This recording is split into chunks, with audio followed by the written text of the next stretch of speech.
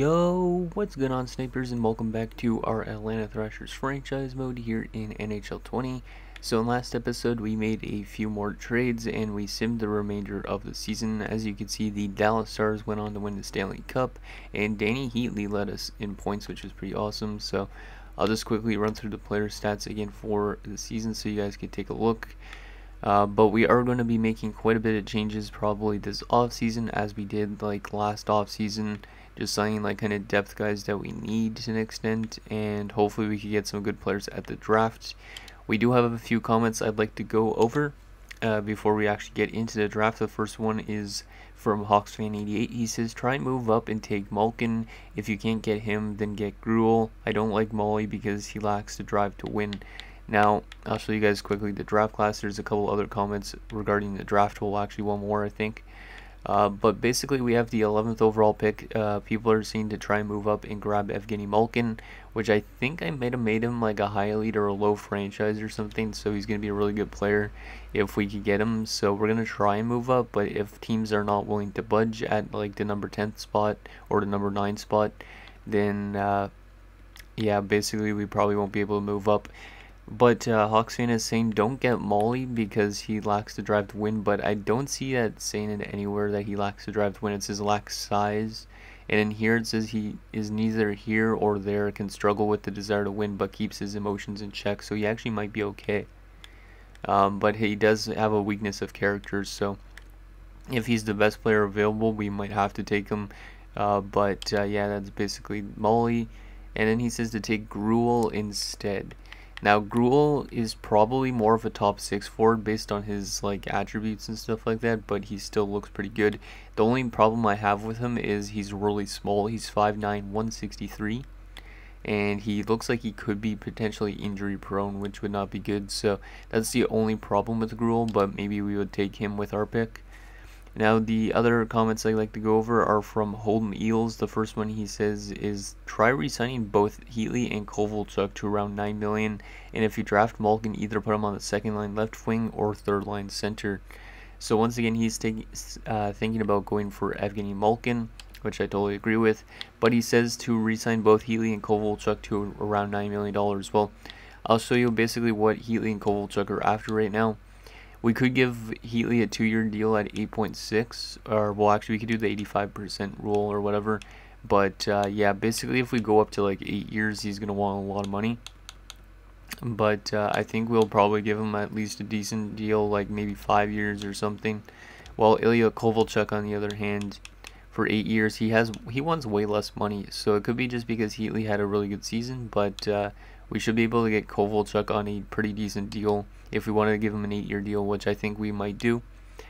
And yeah, basically that's that. And there is one other comment, and it is from Kagorodov. He says, I would go for Andrei Kuznetsov at pick 11. If you could have two-way studs down the middle with him and Bergeron, Kuz could also help you on the penalty kill and make the center core more stable long term, which I also agree with going for Kuznetsov. So there's like 4 different players we could potentially get at this draft. So like, I don't almost want to move up for Malkin, but we might have to. If we have to give up too much, then Kuznetsov is a really good potential addition because he's NHL ready as well. So he's probably a medium elite center, and he has no weakness, and he's got that 200-foot game, which means he's probably a 2-way forward.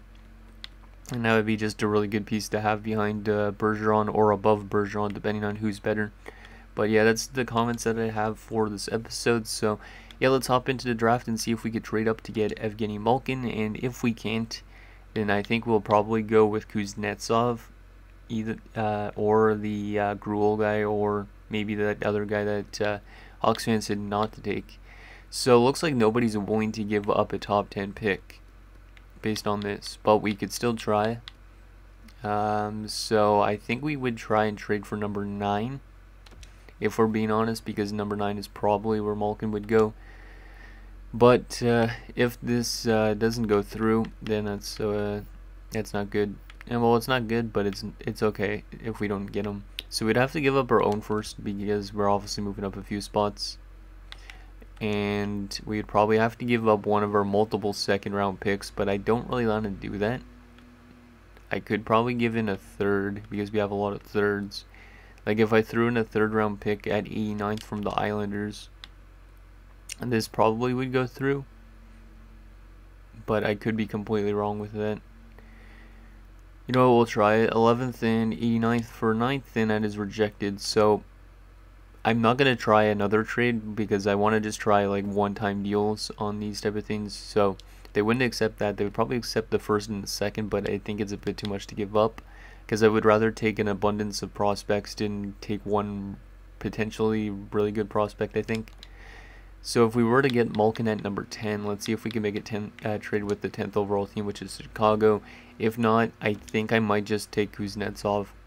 Because even though Malkin's really good, I don't really feel like drafting players that I know are good. I would rather get EA generated guys. I know it sounds weird, but I'd rather do that. So 11th, and we'd also be giving up the late 3rd round pick at 89th. I could give other picks, but I just really don't want to give up a whole lot to get a pick. So we do 11th and 89th for 10th, and that is actually still rejected, and it says the value is far off.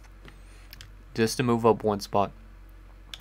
So I don't think I'm going to make move up and get Malkin. I know you guys probably want me to get Evgeny Malkin, but I think it makes more sense to try and just let the computers actually get some decent players. I know it sounds weird because maybe Malkin's going to come back to bite me in the ass in the next like 20 years, but I think it just makes more sense to go with what we have at our pick. If we could get like Kuznetsov's supposed to go where, number 10?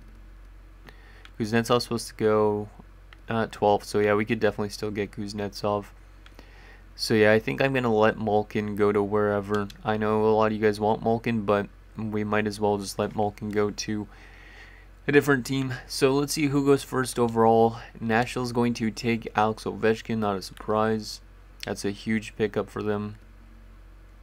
He's bringing in the play with like David Legwand and stuff like that. He's probably going to end up growing to be like a 95 plus, I would assume, but I don't know how high franchises grow, so should be enticing to see Ovechkin's career if he actually plays good like he did in real life. And number 2 is going to be an EA generated guy. That is Jyrki Suhonen, 83 overall, so another pretty good pick. And this guy actually has really good shooting as well, so if Ovechkin wasn't made, this guy would have been probably a 1st overall pick, so that's a really good pickup for Columbus. At number 3, McKay is going to go to Minnesota. That's another solid pick. Another guy that could probably win like a Maurice Richard at some point. Pittsburgh at number 4 is going to take a defenseman, which makes total sense because they don't have a really good defenseman. Terrence Lee they get. That's a pretty good defensive defenseman. Good pickup. Buffalo at number 5 is going to take Matthew Savoy. Good for them. Gaucher goes to Anaheim. Florida is going to take Ovalstad, who's only a top 6 forward, but still good pickup for them. McCann's going to go to Europe, which means still Malkin is on the board. Carolina's going to take Molly, so they don't even go with Malkin. So it means if Chicago doesn't take Malkin here, we could still get Malkin without moving up, which is kind of crazy. But he's more than likely going to go to Chicago. But Brandon Molly, this is one of the guys we could have got. He was a top 6 forward only. That was the one that Hawks fans said not to get, I think, if I'm not mistaken. There's too many names. Yeah, that was the one that Hawks fans said to get, so he would have been like a 4th line type of guy right out of the gate. He has some pretty good attributes, so he could have been a pretty good player probably, but Carolina gets him. Will Chicago take Malkin at 11? No, they won't. Wow, they took a 65, so we have a choice between Malkin and Kuznetsov, or Gruel. So Malkin obviously is the best of the bunch. The thing is, Kuznetsov better defensively, but Malkin's worse physically, or better physically. Yeah, Malkin's better physically. So Malkin's like the all-around better game player. Apparently, his weakness is stick checking, which I have no idea why it's like that. But yeah, we're gonna take Malkin in. We didn't even have to move up. He just fell to us, luckily. But Kuznetsov is still gonna be a very good player. So Kagerodov, who suggested to get Kuznetsov, thanks for that suggestion. But I think Kuznetsov might end up just being a top 6 forward, maybe, or maybe not. He's probably gonna be still elite. But still, we're gonna let Kuznetsov go, and we're gonna just grab Gino.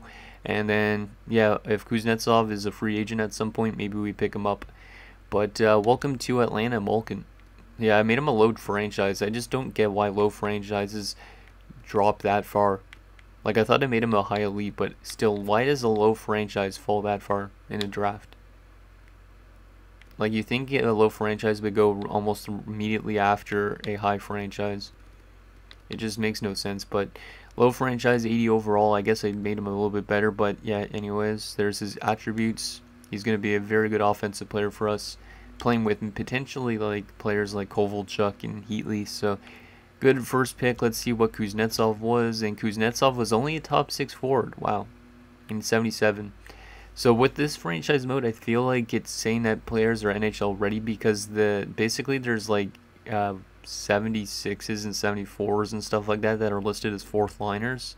So I think that's why it's listing some of these guys as NHL ready. So we got to be kind of aware about that. This Kuznetsov guy is a really good shooter, and he's not even a two-way forward actually. He's a sniper. Huh.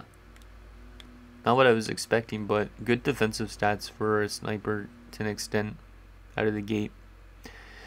Interesting. So that was a good pick anyways. Let's sim to our second round pick because we got a lot of picks to go through.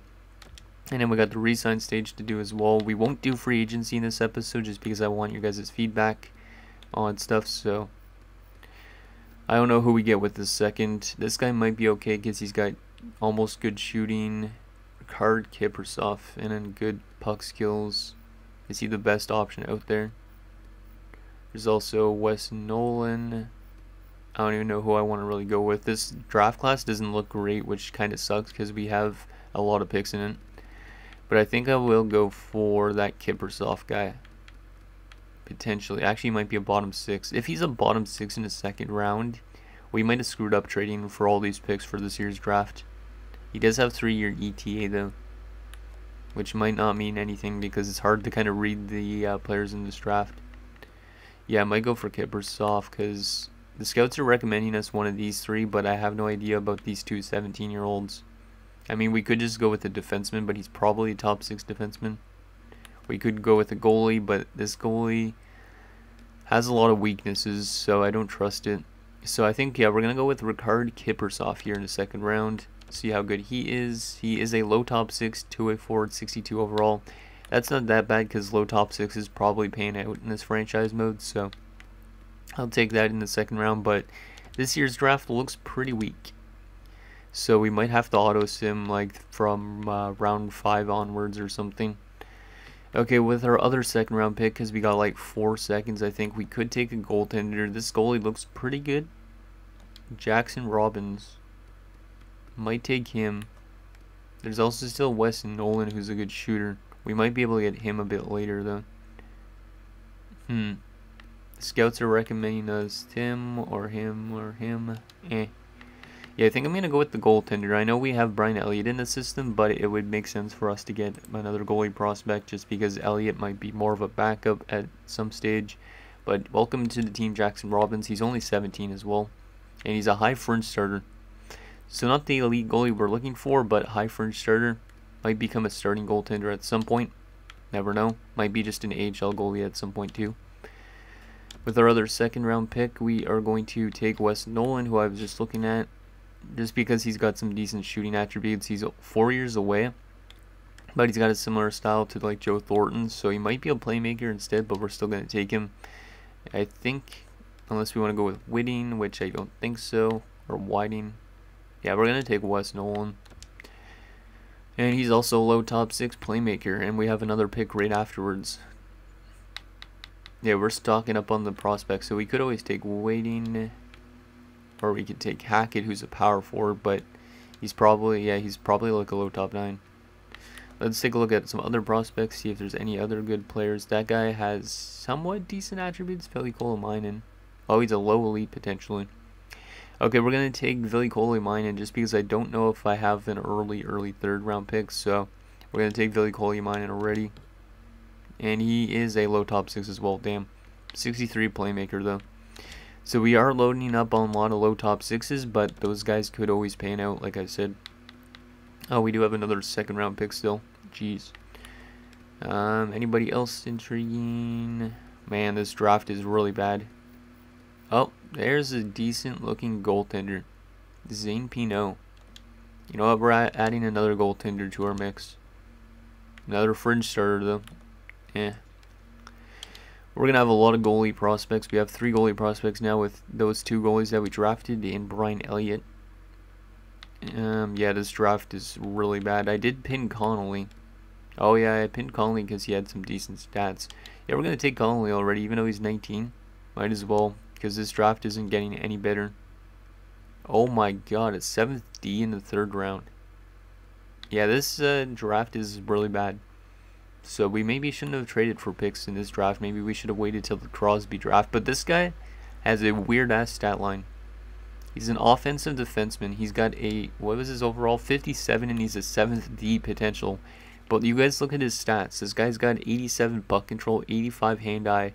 His shooting category, he has 88 power, 80 accuracy. He's got 84 shot blocking, 84 stick checking. He's got really good skating for a guy that low of an overall. Maybe this guy pans out to being something because this franchise is a little weird. But that is a really weird pick. Because maybe he actually would be a really good offensive defenseman for a 7th D. Let's zoom to our next pick at number 84. Which we might... oh, I did pin this Gibbons guy. Oh, yeah. This guy, Gibbons guy looks pretty good. I pinned this Gibbons guy for a reason. Anybody else that I pinned down here? Nobody recently. Okay, so we're going to go with Gibbons. Just because I pinned him, mine as well.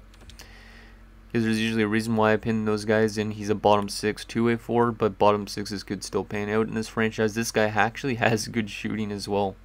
This is such a weird game because I was literally just playing NHL 20 before this. And NHL 20, you don't really get any of these type of players that have really good attributes in some areas but are horrible in the other. This guy's got really good shooting attributes, but he's got a 68 offensive awareness. So would this guy simulate that good? I don't think so, but you never know. Oh, it's so weird. Oh, we have another pick. I didn't even realize. My god, we got so much picks in a really bad draft. We might go with Sugubov. Or actually, Nicholas Steen. Yeah, I think we'll go with Nicholas Steen. I said almost needleless. Nicholas Steen, welcome aboard. Another 7th D, probably with a weird stat line. Yeah, this guy also has a weird stat line. 87 power, 83 offensive awareness, and he's only a 56. Yeah, this is probably the worst draft I've ever had in this franchise mode type of thing. My god, this is horrendous. The first round was good, but after that, it's the game weakened the draft class a lot. I don't know if it's because I had made players like Malkin and stuff like that, or what. I don't even know who we want to go for. We might have to just sort by potential at this stage. Yeah, I think it's probably what we'll do. Wait, let's take a look. Is there anybody that's actually really good? Yeah, I think this draft, we might have to auto-sim after this 3rd round, because literally there is some really bad players. We might just take this Kachuk guy. You know what, we'll just take this Kachuk guy. I honestly don't even care about this draft anymore. Low bottom 6, what is the stat lines with these players? A lot of these guys could pan out, but these bottom 6s, but his team should not be, his draft should not be this bad. Because I think I have draft class quality at, medium or some shit. I might make a couple more picks. I don't know. And then we'll get to resign stage, but this guy's probably got good shooting, but he's probably got really bad attributes somewhere else. So we'll just take it off based on if somebody has a good attribute or not. Another bottom 6 forward, Roenick. 96 accuracy, though. And he's got 89 deking. Not that that really matters, because the AI dekes itself all the time. Yeah, I think I'm going to auto-sim the rest of this draft. I didn't really expect this draft to be this bad, but apparently it is. So we're going to auto-sim the rest of it. Hopefully the computer gets us some steals. But yeah, there's all our picks. A lot of picks that we had. We had 2, 4, 6, 8, 10, 12, 14, 16 picks in this draft, I think, if my math is correct. Let's get to the resign stage, and we also have to resign our coaches. Does our head coach match our system? Well, I think he did, right? 59%. I'll still offer him a contract because he's cheap. We don't have a lot of budget, which kind of sucks because most of these guys are probably going to go. But we'll still offer these guys extensions. And you need to be assistant coach. And goalie coaches, you always reject, I feel like, but we'll still give them a little bit. And scouting wise, we got a lot of scouts to deal with, but some of them are scouts I will not bring back, because I only bring back amateur scouts, because there's no point of having NHL scouts usually, unless you're actually playing with like Fog of War. This episode might be a bit long, but hopefully it's not too long for you guys. But you guys might like long episodes anyways, because from what I've been seeing, you guys have been able to watch for a decently long time, which is kind of surprising to me because I'm usually a pretty boring person. So let's see, we'll get you Stamkos, even though we have already QM JHL Scout. Get you McClellan. Hopefully we could get all these scouts back. We should be able to. And then AHL ones, we'll let them go. Okay, so let's get into our contracts, see who we got to bring back. Like I said, Heatley and what was it, in Kovalchuk are going to get some decent deals. I think, oh, Heatley wants 6 years now. I'm going to have to do the 85% trick, so I think I will do 6 years. Let me just bring up a calculator or some shit. So if we were to do, you're going to hear me typing in the background, so sorry if it's a little loud. So 6 years, we're going to do 8475, or yeah, 8475000, and times that by 0.85. And we're going to get 6-year deal at 7.25 probably it's going to be, because we're going to have to round up. Usually I don't take advantage of this thing. Actually I could, it's got to be, wait, 7, oh no, it's 7.3 that we might have to go up to, maybe no. I think we can get him at 7.25. And then Ilya Kovalchuk, I think I could give him an 8-year deal. Yeah, I'm going to give him an 8-year deal just because he's more of a backbone of this team. And he's more of an iconic player from this franchise mode probably at some point.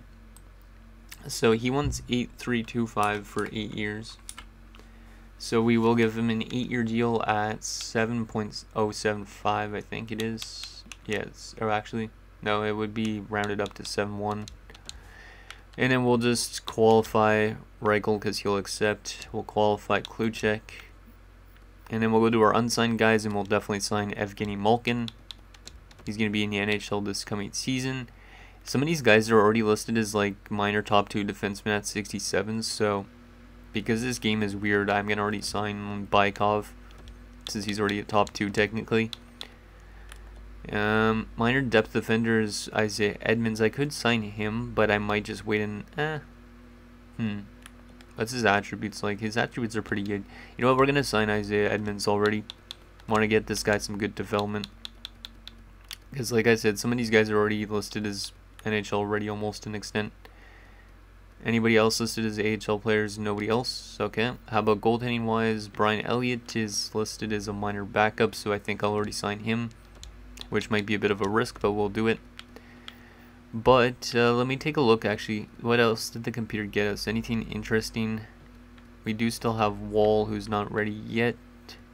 Most of these other picks that they got us were like 7th, these and bottom 6s, and there was an AHL top 6 forward. Oh, it's a real guy, okay. Yeah, that draft was horrendous. Okay, let's get to our UFAs. And we'll go to the bottom of this list. I think I'll just re-sign a lot of these guys that could play in the AHL just to make sure we have enough roster spots still. So we'll get those guys all back. I think we're going to let go of Jeff Cowan just because he's taking way too much PIMs. But maybe he's somebody we bring back for the 4th line at some point. Like I said, this offseason is going to be one where we pick up probably a lot of different players. Petrovicki also we're going to just let go of because he's got no value. We might bring back Weaver because he's only 26. Would you accept 1 year at 2.3? Svartvedet I think I'm going to let go of as well. Even though he's a pretty good depth guy, I'm going to let go of Janssen. I'm just going to let go of pretty much everybody at this stage that has a contract up that isn't Kovalchuk or Heatley. I am going to bring back Lubos Berteshko, though. He wants a decent amount of money. I could just give him the 3 years at 4, which I will. I could potentially trade him away, though, at any point. Letowski, I think I'm going to let him go as well, maybe. Actually, he's only 27. I think I'll bring him back for 1 year. In real life, I think he retired at like 30. He doesn't want to come back, but we'll see if we can get him back in. And I think I'll let go of Charnquist as well, or maybe I'll bring Charnquist back. Yeah, let's just try and bring Charnquist back. And I think I'll let go of Holinica, see what's out there for goaltenders. Let's advance today, see if we get all those guys back, especially Heatley and Kovalchuk. But we gotta wait on all our coaches and scouts because we got a ton of those. I don't know why they make these pop up in the middle of free agency or in resign stage wise, because it's annoying when I have to wait to see my players get signed. Like, it should just like notify you a little bit afterwards, if we're being honest. And it looks like most people accepted. Wow, everybody accepted on their first go. Are you kidding me? Except for Heatley. Okay. Not a surprise that Danny Heatley's being a douche. Being an Ottawa fan, that always happens, you know. Okay, let's see. We tried to offer him the 85% trick, and it did not work, I don't think. Unless I miscalculated. Yeah, I might have miscalculated. We'll try and get him down to maybe 6 years at 7.5. See if he'd accept that. He should probably accept it. And let's go back to this, and let's see. He should accept more than likely. And then he's still tradable at some point. He's going to reject it. Your offer was not enough to entice me to come back. Well, Mr. Heatley, what if I offered you in... No, I'm going to still offer you the 6 years that you want, and then just give it to 8.6. I don't care. It's only 8 million. It's not a lot. And then, like I said, Heatley might be one of these guys that stay around for the first few years, but he might eventually get dealt, depending on what he thinks, and he decides to accept that. Okay. Not a surprise that Heatley wanted a lot of money. Okay, so those are the only ones that we're going to get back. So what do we have on our roster now? We probably have barely anything. So we got Savard, Bergeron, and Malkin. So some pretty good centers. So 3 centers. We got Heatley, Kovalchuk, Barteshko. So 3 more wingers. So that's 6 forwards. Letowski and Tapper. So 7, 8 forwards. And then defensively, we got 1, 2, 3 defensemen. So we're going to probably need like 3 defensemen. Let me just kind of write this down. And then like 4 forwards or so, maybe even 5. And then we're going to need 1 goalie, because Lasik will be one of our goalies. Damn, we need quite a bit of stuff. But that's all going to be up to you guys, who we bring in and stuff like that. So let's take a look at who's going to be in free agency this offseason. And see if there's anything interesting for next episode. Hopefully you guys could suggest me like pretty much anything I need to sign, because it's kind of weird, because I'm doing the free agent. I'm going to be doing the draft and free agency as well in my Detroit series, so I'm doing this all at the same time.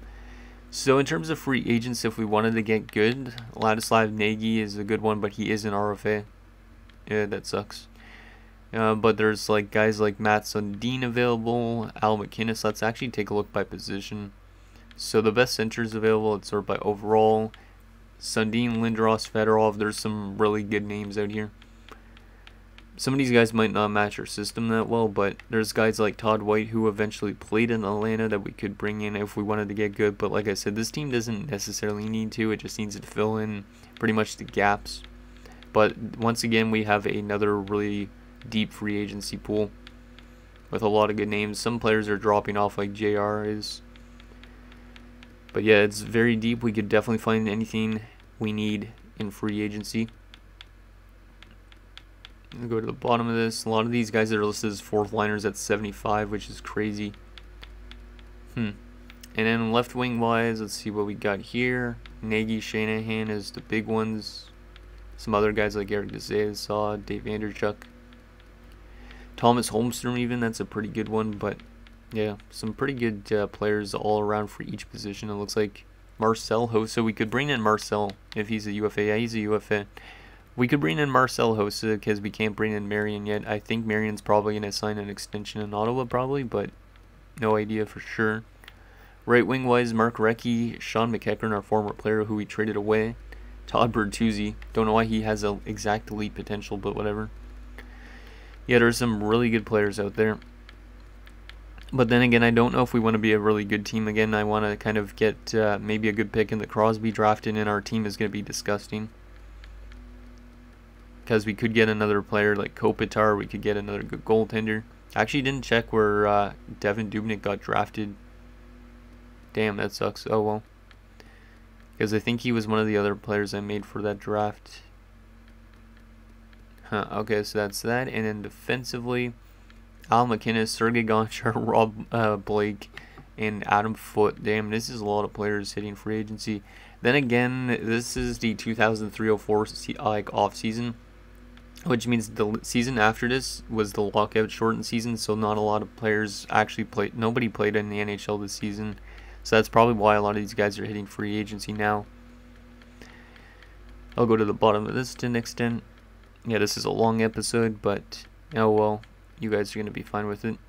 Goaltending wise, there's some pretty good goaltenders at Belfour, Chris Joseph, Patrick Lalime. Yeah, there is a lot of good players out there. Kiprusoff hits free agency again. And that is that. So anyways, guys, that's going to do it for this episode of our Atlanta Thrashers franchise mode. So in next episode, we'll take it to free agency, pick up some pieces that we need, and then we'll start up the season simulation and see how this team does. So let me know what you guys think down below, and I'll see you guys next time.